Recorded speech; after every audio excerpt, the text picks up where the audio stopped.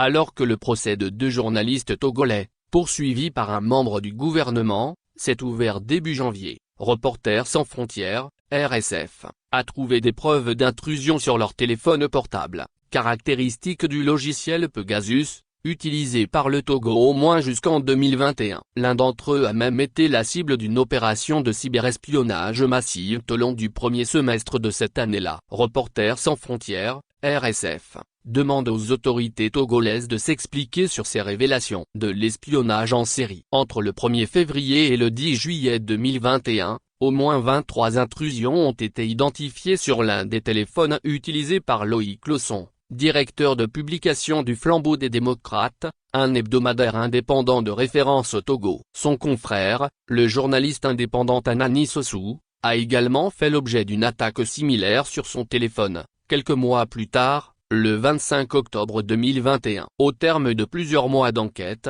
c'est ce que révèlent les analyses techniques notamment menées par le Digital Security Lab de RSF, un service de l'organisation qui permet de détecter des attaques ciblant les smartphones de journalistes. Les intrusions contre les journalistes togolais ont été opérées avec Pegasus, un logiciel espion redoutable, l'un des plus performants au monde, commercialisé par la société israélienne Zo, dont l'État togolais était à l'époque un client avéré. Les conclusions de ces analyses techniques, voire rapports en pièces jointes, ont été confirmées de manière indépendante par le Security Lab d'Amnesty International, un acteur de référence sur ce sujet ayant identifié de très nombreux cas de surveillance avec ce logiciel espion dans le monde.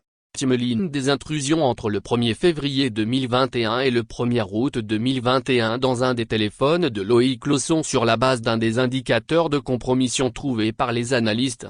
RSF s'est intéressé au téléphone portable de Loïc Losson et d'Anani Sossou à partir de début décembre 2023. Les 2 professionnels de l'information venaient alors de passer 18 jours en détention préventive après une plainte du ministre de l'Urbanisme, de l'Habitat et de la Réforme foncière, Kodjo Adedz, pour avoir indiqué que ce dernier s'était fait dérober l'équivalent de 600 000 € lors d'un cambriolage à son domicile. Une procédure qui a pris des proportions démesurées. Le ministre, qui n'a jamais révélé l'étendue du préjudice, conteste simplement le montant. Les 2 journalistes sont poursuivis pour diffamation, atteinte à l'honneur et même incitation à la révolte dans le cadre d'un procès qui s'est ouvert début janvier.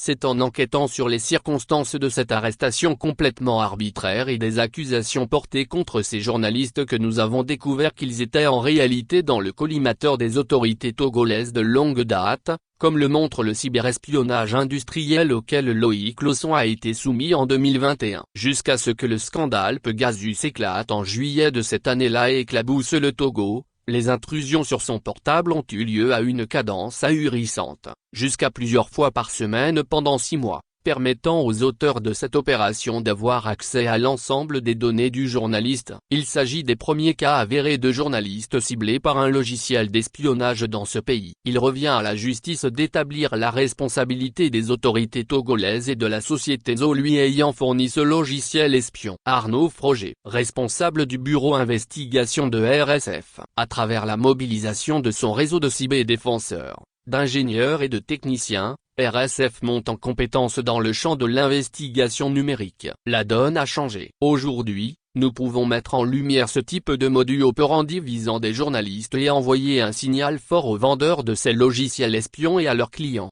Nicolas Diaz, responsable de la sécurité et des opérations numériques de RSF. Après avoir appris par RSF qu'il avait été étroitement surveillé encore sous le choc de sa récente détention, Loïc Losson s'est dit très inquiet par l'étendue des informations auxquelles les auteurs de cette opération ont pu avoir accès. Selon lui, ces intrusions pourraient avoir servi à identifier certaines de ses sources. Sollicitée, la ministre de la Communication et porte-parole du gouvernement togolais, Yava Kouigan, n'a pas donné suite à nos demandes d'explications sur l'opération visant ces journalistes et sur cette pratique dans le pays.